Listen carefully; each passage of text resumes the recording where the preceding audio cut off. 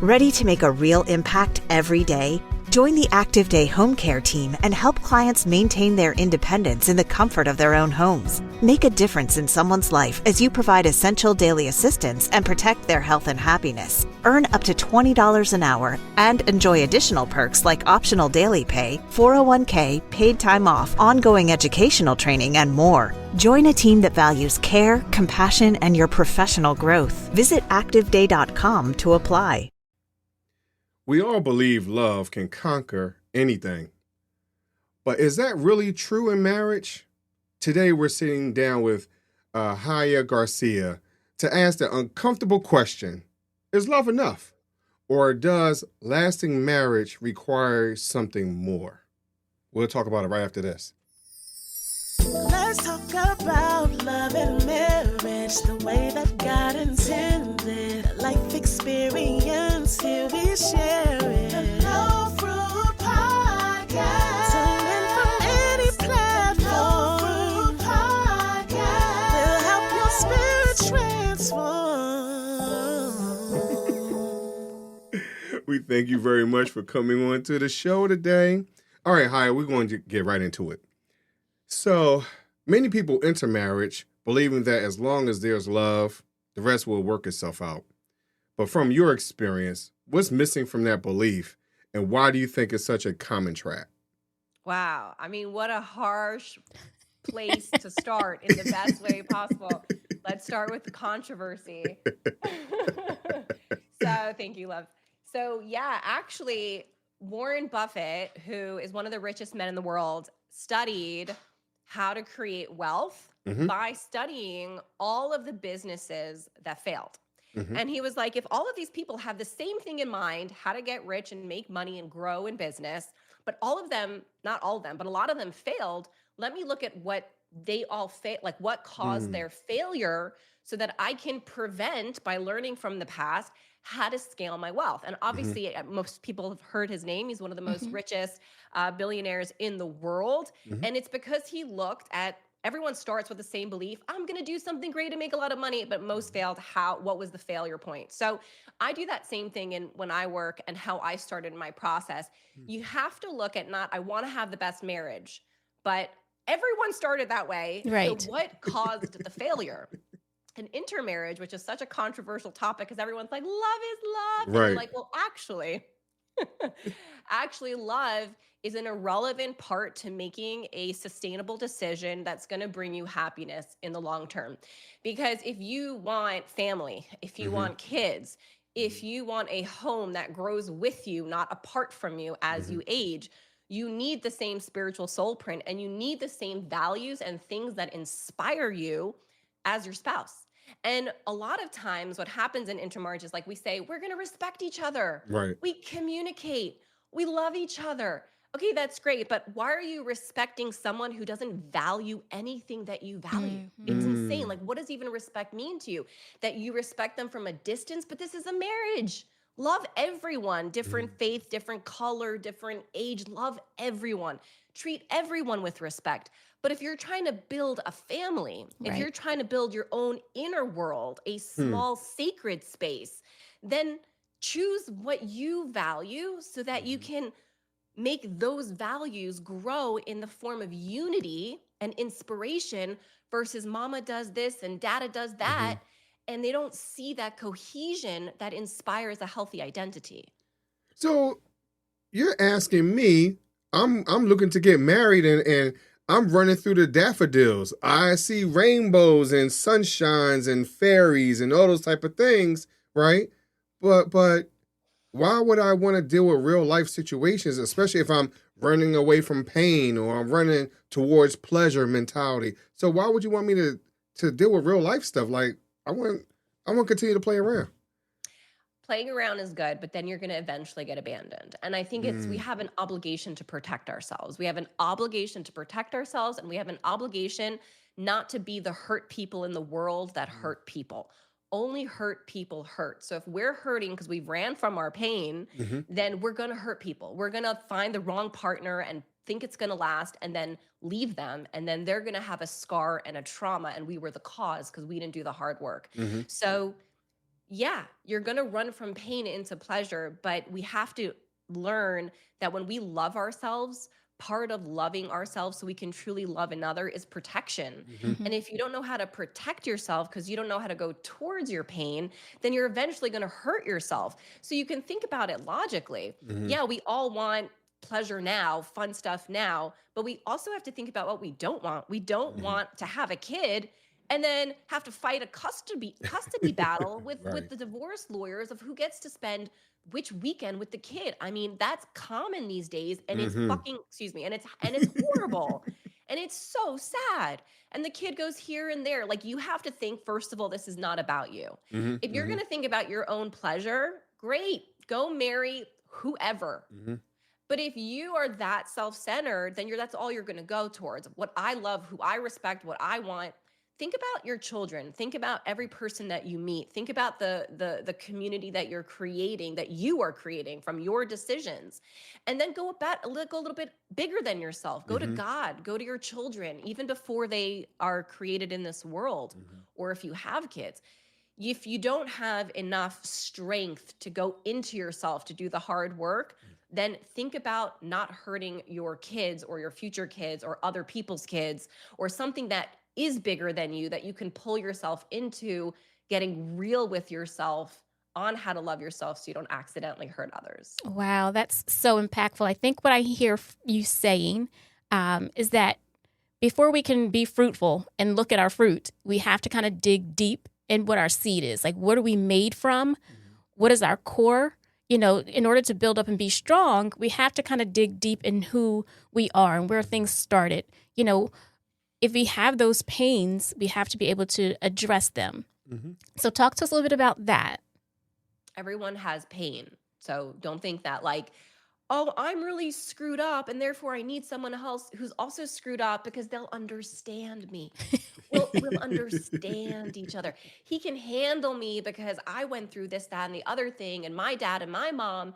So he also went through that. So we'll get each other. Mm-hmm. We'll and what people misunderstand and what I misunderstood is that everyone's screwed up. Yeah. Hmm. Everyone has their own package of crap that just happened to them because this world is filled with pain and pleasure, good and bad, dark and light. And that's just going to be there. So instead of trying to identify yourself with the bad things that happen to you, or the weird things, or the crazy things, or your strange stories that you've done or that have happened to you, let the past go and Mm-hmm. learn that the only person obligated to protect you is you now. And it's about identifying with the good in your life Right. and realizing that if everyone's screwed up, I just need the pool of people in my life that are actively working on the good to heal the bad, to turn it into good, and to see themselves as good so that they can treat others from that place of good. So that requires us to be authentic. That requires us to look in the mirror. And sometimes when we do that, we run away from it, because we haven't healed in some of them crazy places.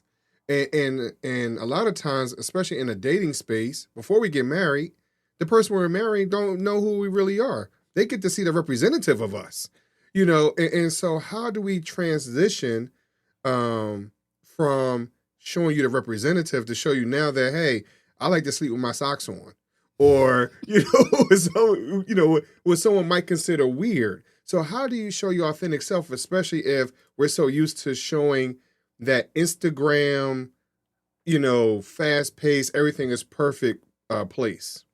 Yeah, great question. We really want to be loved for who we are and not for a representation of ourselves. So first you have to get really clear, like, what do I want to be loved for?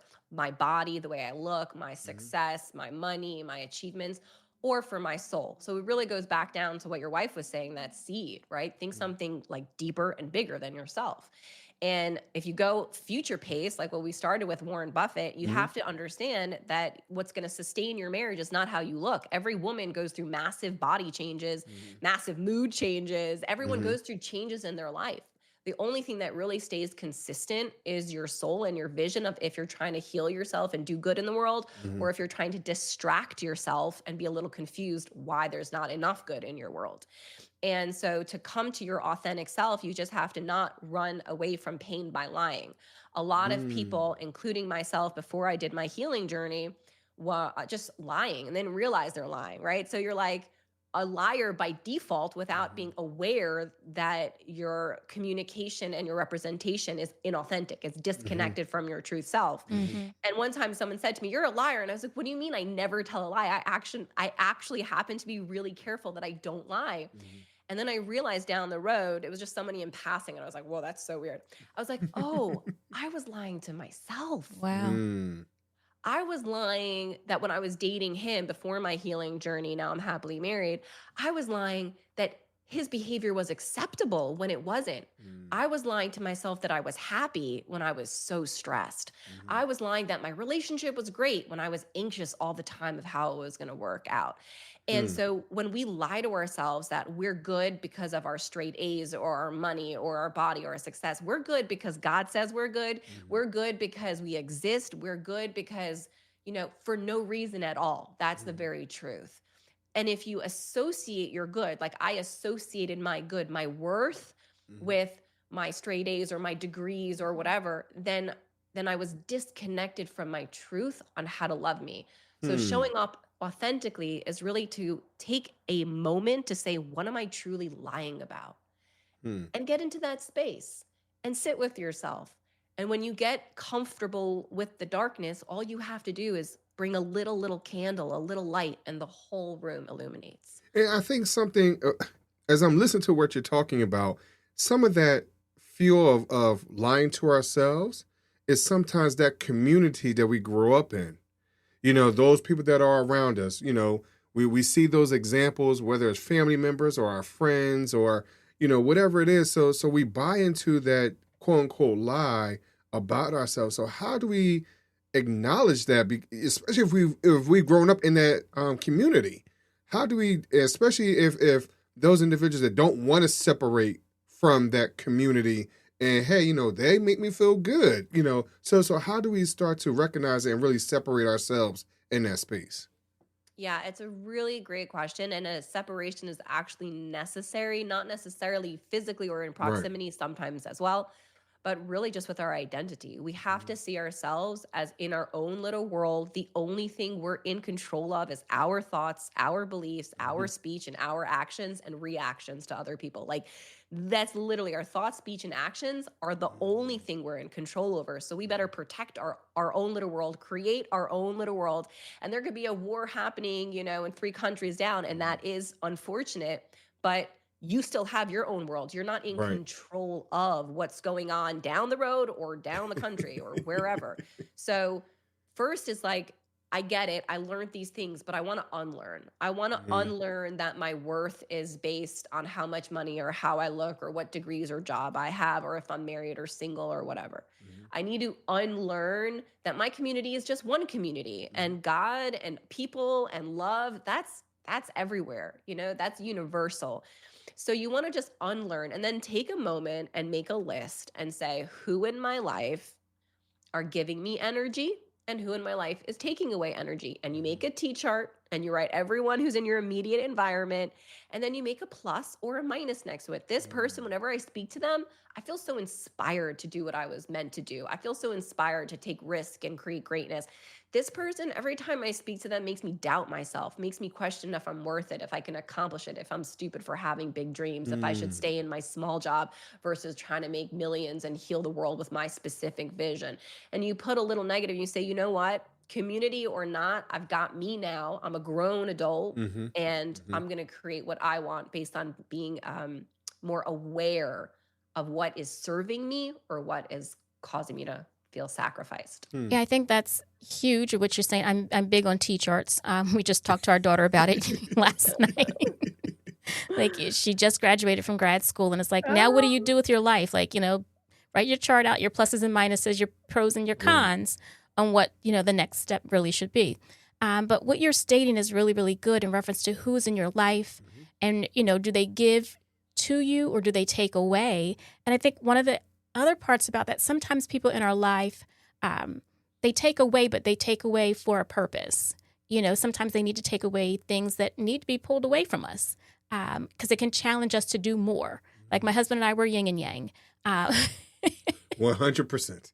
So, he questions and challenges me often. So does that make me feel negative? Do I walk away like, oh, well, I've done nothing, but he's challenging me for the next day. And I think that's a plus in a marriage where a lot of people would steer away from it. You know what I mean? So I think it just kind of depends on where you are in life, whether or not that negative really truly is a positive. Now, it's taken me years.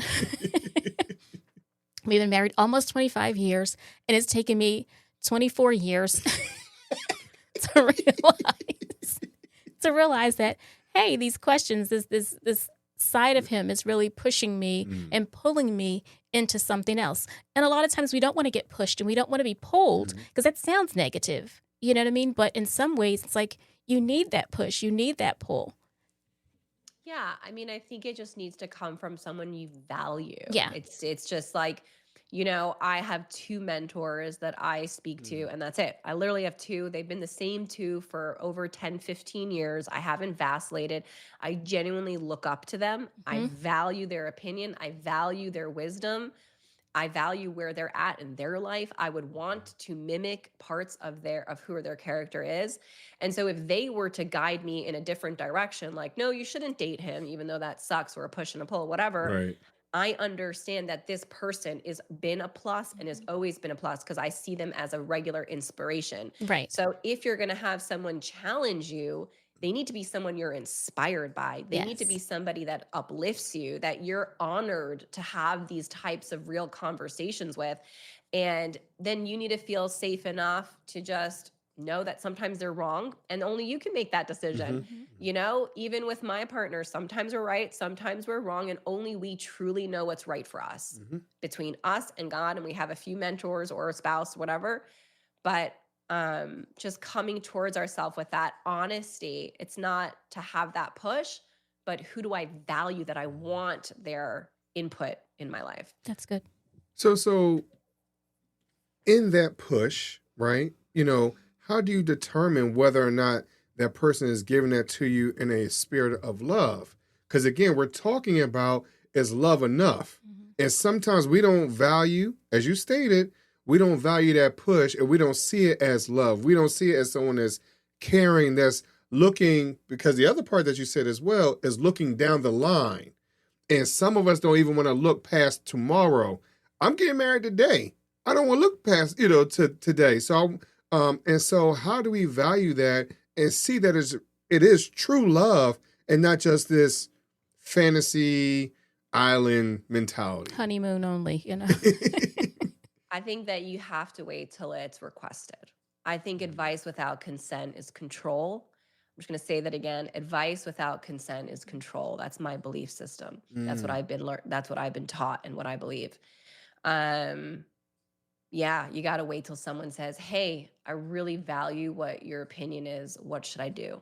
And then you can tell them whatever the fuck you want. Sorry, you can tell them whatever you want. You can bleep me out. You can tell them whatever you want once they say, I want to hear. My father, who's a very good doctor, would always be like, take this vitamin, take that vitamin. And I would have like a cabinet at college filled with these vitamins. Not one time did I ever take any of them until I said to my father later down the road, hey, I really want to heal X. What vitamin should I take? And only once I asked did I start taking it. Was he right the whole time? Yes. It's irrelevant.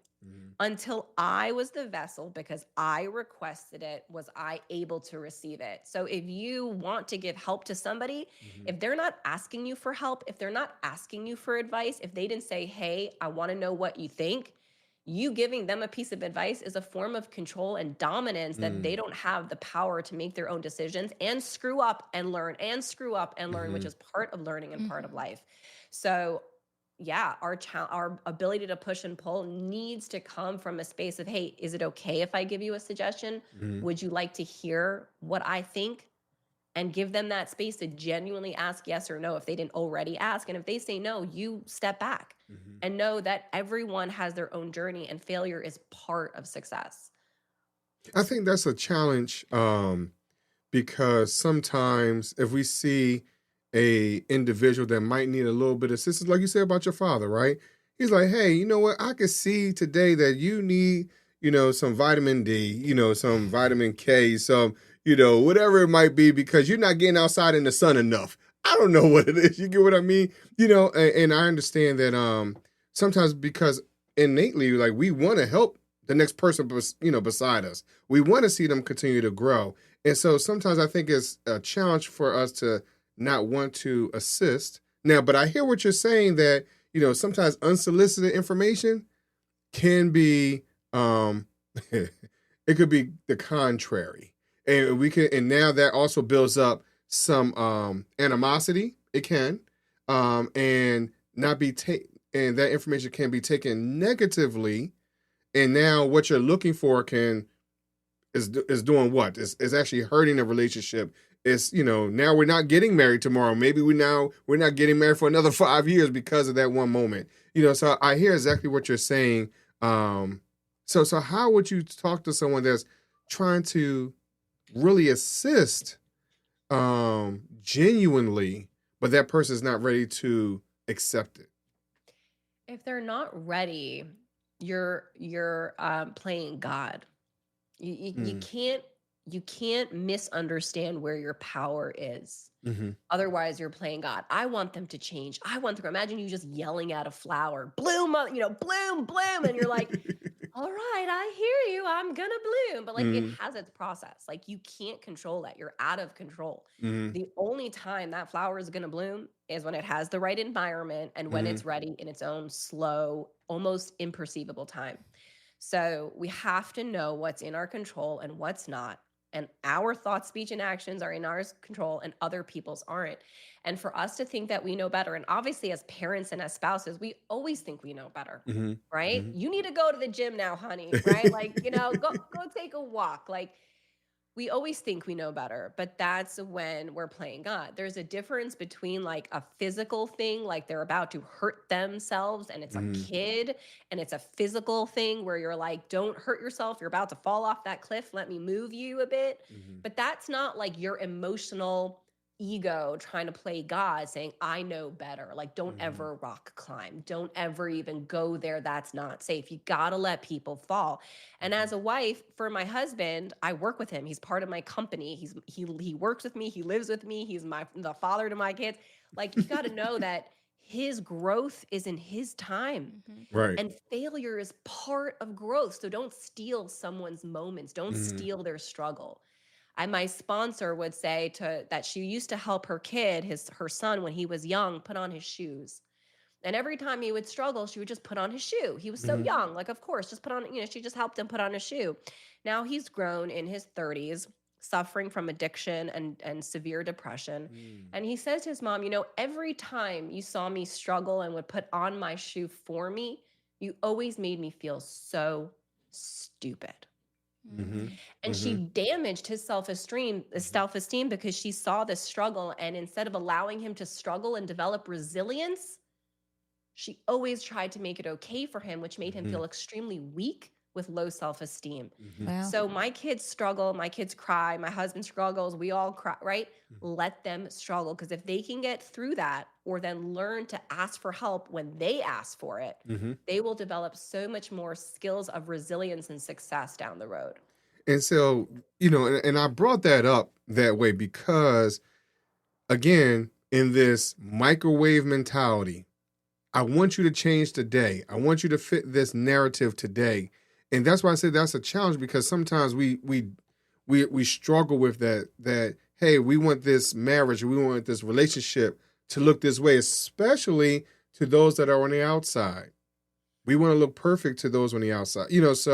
So that's why I asked that. Now, I thank you very much for pointing that out, because a lot of times we don't want to pull back. A lot of times we don't want to wait. Sometimes we see that challenge like, hey, we need you to fix it today because we're trying to do X, Y, and Z, but it's not always, as you also stating, it's not our time, it's God's time as well. in our reality. And sometimes it's a challenge to wait on something that, especially that we don't see. So I thank you very much for pointing that out in this moment. I think that was a really, really deep and poignant information. Yeah, gotta relax and start loving a lot more. We're all wanting more money now, our Mm-hmm. kid to have it all figured out now, our body to be in shape now, the next house we're gonna buy or whatever job now. We gotta know that time and space is in God's hands. Mm-hmm. And like I said, our action and reaction is in our hands. 10% of life, 10% is life and just Right. stuff that happens, and 90% is your reaction. So the timing of things, how old, when, that's in God's hands, the Mm-hmm. timing. But your reaction, how loving, how compassionate you are to people, that's in your hands. And that should be the most focus. I work Mm-hmm. on that every day. It's the biggest part of my healing journey. How can I look at the homeless person the same way as the billionaire that I speak to, Mm-hmm. the same way as my husband who's like, so close to me? How can I develop compassion? Everyone is good inside. Everyone is struggling. Everyone is doing the best that they can with whatever they know. And we Mm-hmm. all know different at different times. Mm-hmm. How can I develop compassion where I see them fully capable? Just because they're younger or richer or poorer, or that they're fully capable of getting out of this struggle. Mm-hmm. And I'll just be here to show them compassion so that they feel safe enough to come to me when they actually are ready for that jump start and say, hey, what do I need? So I would like to say thank you very much for coming on the show today. You've provided a lot of information, a lot of food for thought, and so for those individuals that are looking to be ready, right? Where can they find you and talk to you and find your content? Thank you for asking. Thank you for having me. Of course, it's truly my pleasure. You can go to marriedin2025.com, or you can just put in your information, or the best place then you get a lot of free, like common dating mistakes and stuff. And then if you want to contact me directly, find me on Instagram or TikTok or Facebook. My name is Chaya Garcia. Chaya is spelled Chaya. Garcia is spelled like Garcia. And on my socials, it's Epic Love Expert. So if you type in Epic Love Expert, you will find me, because I have trained myself for the past 20 years to understand how to have epic love, not just but epic, where you feel safe in this world, where you feel in control, where you're able to surrender to God, but also have a lot of success, and where you're a safe space to yourself and the people closest to you, which takes a lot of work, but it's so rewarding. So if you type in Epic Love Expert, that's where you'll find me, and send me a DM. I want to hear from you. I want you to join one of my programs. I want you to do coaching with me. I want to be on your stage. Send me a DM. Great. Chaya will have all of your information listed in the show notes, so people will be able just to click and link right to all of that information that you just listed for us. So we thank you for sharing that. But I have one last question before we let you go and continue the rest of your day. My question for you, just pulling again from all of the wonderful love that you shared with us, if you could sing a duet with anyone in the world, living or deceased, who would you sing that duet with? Louise Hay. Okay. She is the founder of my healing process, which taught me every single thought you think and every word you speak creates your reality. Most of the time, we're not aware of our thoughts and we're not aware of our speech. So we're not aware of why we're creating what we're creating. But when you realize every thought you think and every word you speak is creating your reality, you give it a lot more weight. Right. The words you speak matter. The thoughts you speak matter. So if I could get on stage, it would be with her. Is just an honorary thank you for being a love and a light to the world that I now get to share and pass the torch with. That's nice. That's nice. So if you can, just email us, who that person is, and we could put her in the show notes as well. Yeah, she's not alive. No, but I mean, any information that you have so people can understand who she is. Because I don't know who she is. Louise Hay, I have all her books right here. Okay. Is literally, she's like my go-to. Every book you read I have so many books around me, are all like black and white, right? Like you open a book and there's black ink. And I was like in college, straight A's, academic, right? I'm gonna get my PhD. This was my undergrad. And my sister's like, why don't you go check out this book? I was like 22. I went to Barnes and Nobles and I found this book. And it was like with hearts and yellow text and a bird. And then you go and every page is like bright and colorful.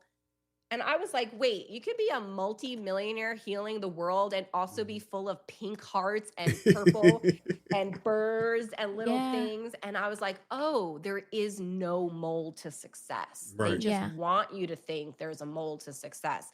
But your success is molded in what you want to create, in your emotion, in your vision. And she was someone who really broke that for so many people. Becoming massively successful and worldwide. She's very, very well known, and she has her own publishing house that Mel Robbins just used to publish her book. Okay, yeah. So I listened to Mel. Yeah. Oh yeah. So I'm saying she really changed the world by showing love and showing that life could be whatever you make it if you just choose. Great. Cool. Well, we appreciate that information, and we appreciate you sharing that. Hey, breaking the mold is where it is, to be honest, and being, again, authentically yourself, because that's all that book is showing. She's just showing who she is, and not going by what everyone else's rules are. Right. And I just want to say, authentically yourself to everyone listening, especially in the society, means you don't change. I just want to say that big and clear and loud. You don't change. You don't need to change your body. You don't need to change your gender. You don't need to change your breast size. You don't need to change your hair. You don't need to change to be loved. Authentically you is everything that cannot be changed about you. Yeah. Everything that is from the moment you are born to the moment you die, everything that cannot be changed about you is your authentic self. Your soul, your personality, what inspires you, your dreams, your inspirations, everything that cannot be changed is your authentic you. Well, we thank you very much for the mic drop. But in all honesty, we thank you very much for coming onto the show and dropping all these nuggets for us. And of course, everyone, all her information will be in the show notes. And we will make sure that the author is actually in the show notes as well for those of you who are looking for that information. So we thank y'all very much for listening to the No Fruit Podcast. And we will talk to you a little bit later. Thanks for tuning in to another episode of the No Fruit Podcast, where we bring you fruitful conversations, ripened wisdom, and love that's deeply rooted. We hope today's discussion left you feeling uplifted, encouraged, and ready to take on life's journey with purpose. If you enjoyed this episode, don't forget to subscribe, leave us a review, and share it with someone who could use a little inspiration in their day. You can catch up on past episodes, send us your thoughts, or learn more about us on social media. Until next time, stay rooted in love, and remember, every seed you plant today shapes the fruit of tomorrow. Take care, and we'll see you next time.